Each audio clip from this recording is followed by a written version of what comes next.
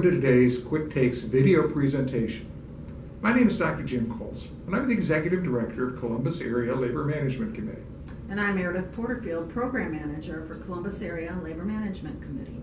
Today's program is the second part in our series on the fundamentals of supervision. We're going to continue to look at some of the skills and some of the responsibilities that supervisors have in fulfilling their jobs. One of the most important skills that a supervisor must possess is good communications. Supervisors are expected to provide information to employees about how to perform a task, about what they should be doing as part of their job, and provide clear information about the expectations they have of their staff. They need to provide instruction on how the job should be done, as well as to watch to make sure that the job is in fact being done correctly, and provide feedback to employees, both positive and negative, about the performance of their jobs. In the last show, Meredith mentioned that customers are both internal and external to your company. Internal customers are your fellow employees. External customers are those from outside the company to whom you sell your product or service. You need to consider the needs and the expectations of both internal and external customers. You need to develop a positive skill set that helps you deliver good customer service. It's important that we meet customer needs, but if that's all we do, we haven't really done that much. Our customers aren't going to have any loyalty if all we're doing is meeting their basic needs. We need to go beyond that to help meet their expectations. What else do they want from us?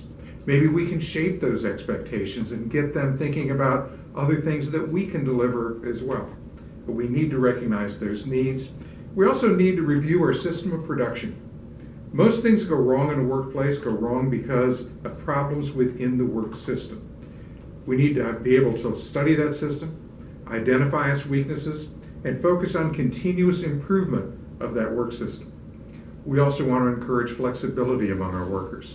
The old answer of, that's not how we do it here, that doesn't cut it. We need to be sure that we're doing things in the best way we can, whether it's the same way we've done it before or not. We need to be able to work in a team-based environment. And it's important for the supervisor to create that team-based environment with their attitudes and with their actions.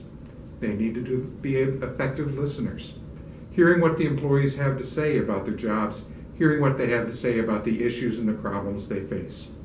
We've got to be able to ask questions throughout the entire process so that we know that employees understand what's going on, and we have an opportunity to solicit their feedback through the use of open-ended questions to get new ideas from them.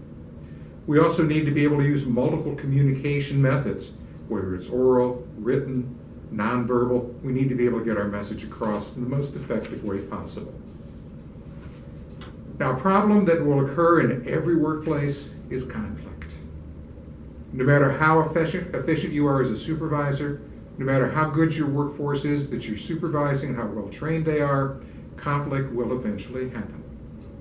And the key is not will conflict happen or not, because it will. It's how we deal with the conflict, because conflict is not necessarily bad. We've got to be able to manage conflict. We've got to be able to look at the causes of conflict and the best ways that we can to resolve them. There's a lot of different ways to approach conflict. We're going to look at some of those in a later program. But be prepared, because conflict will occur, and we need to be able to have a strategy in mind for how we want to deal with it. It's important also that supervisors recognize the differences that exist between the people and the situations within their workplace. The best workplaces are those that are comprised of a diverse group, ones with different personalities, people with different perspectives, and different ways of doing things. Because from those differences in viewpoints and those differences in personalities, we've got an opportunity to solicit the best responses and determine the best ways of doing things. Rather than saying, it's not right, they don't think right, they don't do what I would do, we need to embrace those differences and make the most of them to help our organization perform better. Now, difficult topic for supervisors is discipline. A lot of supervisors just avoid it at all costs. They don't want to have to discipline. That's not good, because that does not create an effective workplace. Discipline may be needed. But when we administer discipline, we need to be sure we follow the disciplinary procedure that's in our handbook or our administrative regulations. We need to be sure that everybody is aware of that procedure, what we're doing, and why we're doing it. But remember, above all, the goal of any discipline process is to correct behavior. It's not to punish, although that happens often as part of the process. But we want to be sure that the employee is doing their job the way it needs to be done, in the best way, according to our standards and specifications. And correcting that behavior helps us create a better employee and helps us to retain an employee. Now, kind of the opposite of the discipline process is the grievance process. Grievance processes normally are found in any unionized setting, although some non-unionized situations also have a grievance or a complaint process. In a unionized setting, a grievance is a violation of the negotiated contract. It's not that you upset somebody, it's not they don't like something that you did, it's a specific violation of the contract. And when that occurs, it's your job to represent the employer. That means you're going to need to know the negotiated contract because you don't want to violate that contract yourself and create a grievance situation. You want to know the contract and its rules. You want to follow the grievance procedure, know the steps of the grievance procedure, know all of its different aspects, and very important that you keep track of the timelines. You don't want to lose a grievance because you're a day late filing a response or holding a meeting. Follow that procedure, represent the employee, and be sure that you document what you've done and what you're doing. A key role of the supervisor is also problem solving. The supervisor needs to be able to help identify and solve problems, as well as help other people within the department solve problems.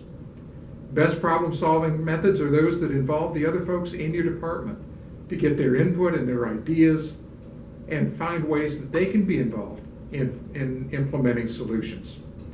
Now, some problems are more immediate than others. Some things we've got to solve right away, other things we've got a little time that we can work on them. But we would encourage you to use a variety of different problem-solving tools and techniques, and some of those tools and techniques are found in other videos within our Quick Take series. That's it for today. Thanks for watching. We're going to give more information on these supervisory topics in upcoming presentations, so please be watching for them.